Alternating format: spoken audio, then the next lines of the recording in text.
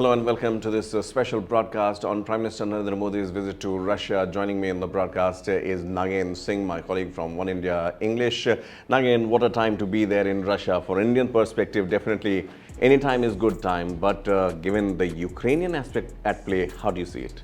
Well, PM Modi was in Italy and he has returned. Then he went to Russia. Now we know how important it is because PM Modi is being considered the link between the West and the East. He is someone who will bring in the voice of the East to the West. He is friends with NATO nations, which is the biggest concern or the best part for Mr. Putin, because he is someone who can convince the NATO nations, that includes France, that includes Italy, and he is good friends with all these prime ministers. And of course, Mr. Biden is there and he is very close to him.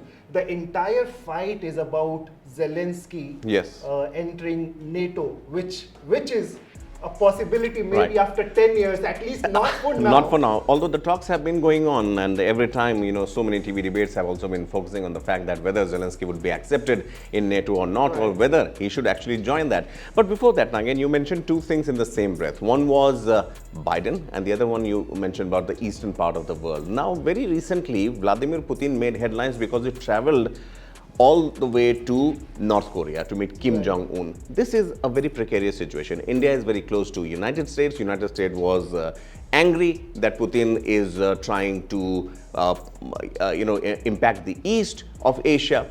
How will Prime Minister Modi balance this dynamics? Well, the narrative we have seen that the Western countries, they have always come up with their own agenda of propaganda, the so-called issues that they bring in. But the way India, China and Russia, they all have come up together, and also in the sense that they are the Asian countries who are dominating the world in terms of production and in terms of infrastructure. So we know that how the Eastern countries and the West Asia, we know that how MSB from Saudi Arabia, they all want that dollar should not be the only currency in which they are dealing for oil and other resources, which is a big surprise for Biden, and it will be a very tough task for whomever comes in as the new president in USA next year. It will be a very tough task to maintain all these. And India, of course, they have increased their business heavily. They have doubled their business with Russia in 2 years. And maybe 2024, we are going to see more business. And that has crossed over 60 billion so far. So we are going to see more of it. Right. Post-COVID world, obviously, we all know how, Foreign Minister S. Jaishankar had very clearly mentioned that why India needs Russian oil and why it is not going to change its partner. Now again, tell me one more critical aspect here. You mentioned that Prime Minister Modi was in Italy and there Zelensky was also present, and Prime Minister Modi met him and pleasantries were exchanged, and also the message of peace was conveyed to Zelensky. The same message I think Prime Minister Modi would be conveying to President Putin as well. But do you think it could be something that it's like riding in two boats? No, is that a situation Modi's friendship with Putin is very different. We cannot even compare how Modi's friendship is with Zelensky. Of course, they met, but they never had a bilateral where they could discuss the issues. They did not discuss about war. But here, the Prime Minister, the Moscow and New Delhi both have said that this visit is very, very important. And there are no limitations on the topics that they are going to discuss. And of course, Prime Minister Modi and Putin, they are very close friends. So their discussion on the war is going to be very different than what Prime Minister Modi could have discussed with Zelensky. And India is, we know that they have been dependent on Russia in the past, and their relation is very different. It's a well-oiled relationship that India and Russia have, and they share business. And India and Ukraine cannot have the same kind of warmth and India might want to, although Ukraine not that kind of a business partner, but yes, a lot of Indian students do go to Ukraine for higher studies, and so do they go in that Russian subcontinent as well, if I may name that.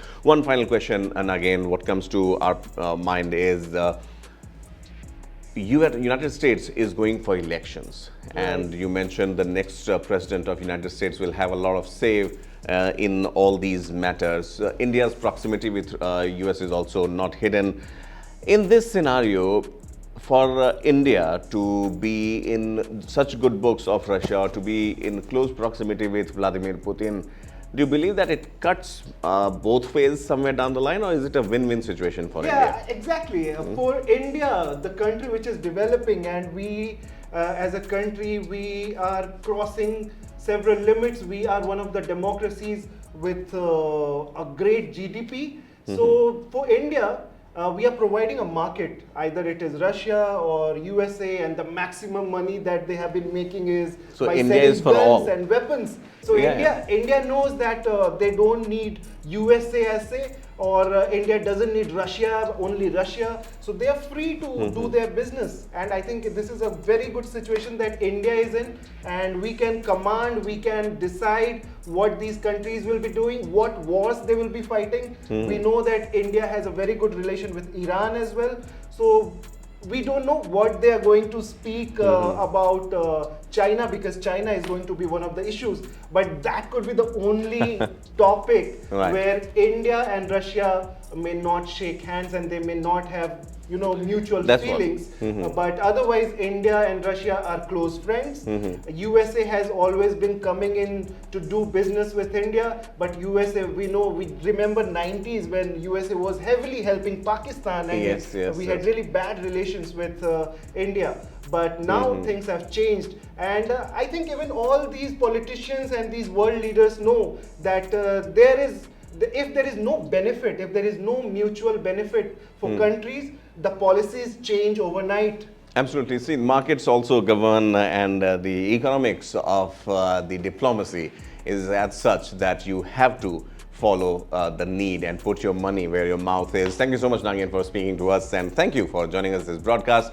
Needless to say, this time-tested historical friendship between India and Russia is something, as Nagin also mentioned, that pre-90s era, when all the fighter jets that India would have were all all Russian-made, the MiGs that we still have in our artillery, in our armory. And now, as the times are changing, we have the American-made fighter jets as well. So for India, it's a win-win situation. And for the world, I would say it's an open market. And tapping into the potential of India is something that the world is waiting to do with bated breath. Thank you so much for watching this broadcast. Subscribe to One India channel and never miss an update.